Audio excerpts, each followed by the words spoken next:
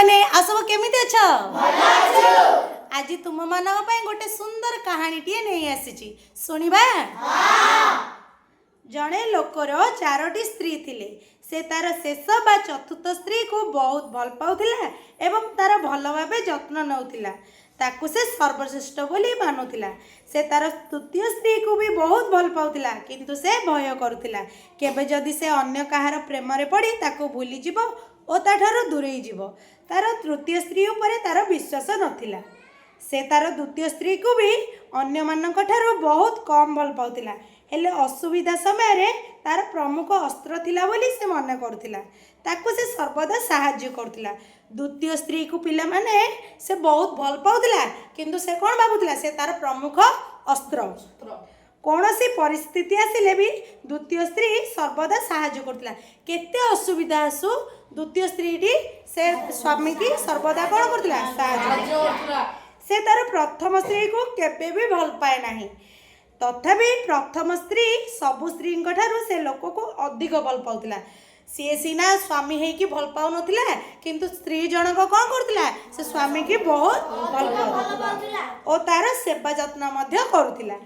किछि दिन अंते लोकटी रोग रे पड़िला ओ जानि पड़िला तार मृत्यु समय पाखे आसुची। से निष्पत्ति नेला मोर 4टी स्त्री मु मरीगले सेमानंक मध्यरु जनकु निश्चित रूप से मो सांगरे मृत्यु लोक को नहीं जीवी। से भाविला कि मोर तो 4टी स्त्री अच्छी मु जेते बड़े मरीजी ताहले एमानंक भितरु मु जनकु कौन करबी मृत्यु लोक को नहीं जीवी। से तार चतुर्थ स्त्री को अनुरोध कला ता स्त्री को मृत्यु लोक को जीवा पाई।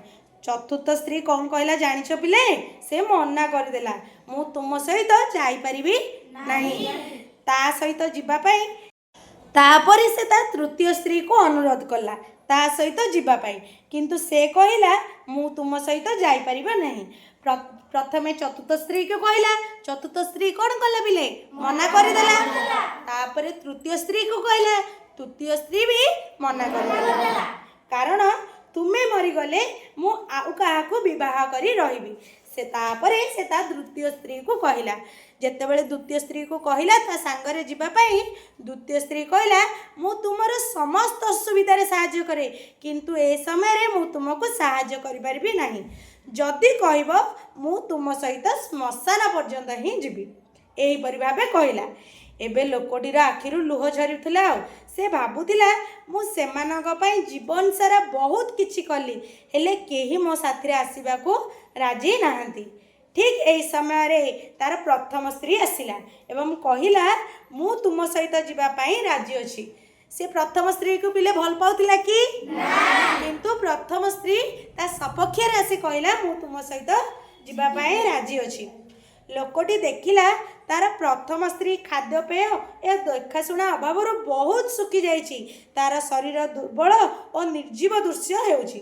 से निजको निजे धिक्कार करी कहिला मु तुम प्रति अन्याय करछि ना नहीं रे पिले। से 3 जण जे एक स्त्री को भल पाउथिला किंतु तार प्रथम स्त्री की से आदो भल पाउ नथिला। शेष रे कोन जाना पड़ला जे प्रथम स्त्री टी ताको बहुत भल पाउथिला एवं मृत्यु लोक को जीवा पाई से ही प्रथमे राजी हेला। प्रकृत रे कहिबा को गले आम समस्तक जीवन रे पिले जानिछ ए 4टी स्त्री अछंदी। प्रथम जनक किए चतुर्थ स्त्री हेला आम शरीर आमे ताकू जेते सजाइबा जेते जत्न नेले कोन हेबो से आम साथी रे केबे भी जीव कि पिले ना। 3 नंबर हेला तृतीय स्त्री जी कि आम जामा पुंजी धन संपत्ति और कोठा बाड़ी आमर मृत्यु परे से अन्य कहार अधीन रे होई जीवो से आम सहित जीव कि रे पिले। 3 नंबर रे आमर हेले द्वितीय स्त्री जी कि आम भाई बंधु कुटुंब सांगसाथी और प्रियजन एमाने अधिक रु अधिक एमाने को पर्यंत जीवे श्मशान पर्यंत ही जीवे श्मशान पर्यंत ही यात्रा करिवे तापरे से माने निज निज गृह को फेरी जीवे।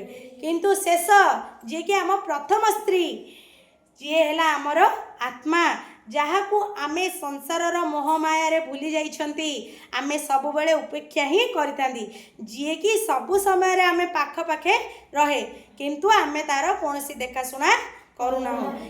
ସେ ହିଁ ଆମର ଜନ୍ମରୁ ଆମ ସହିତ ଆସିଥିଲା ଓ ଆମ ସହିତ ଫେରିଯାଏ।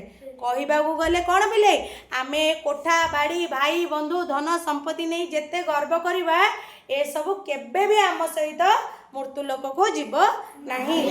ଆମେ ଆସିଛେ ଏଇ ଲଙ୍ଗଳା ପୁଙ୍ଗୁଳା ହେଇ ଖାଲି ହାତରେ, ଯିବା ବି ଲଙ୍ଗଳା ପୁଙ୍ଗୁଳା ହେଇ ଖାଲି ହାତରେ।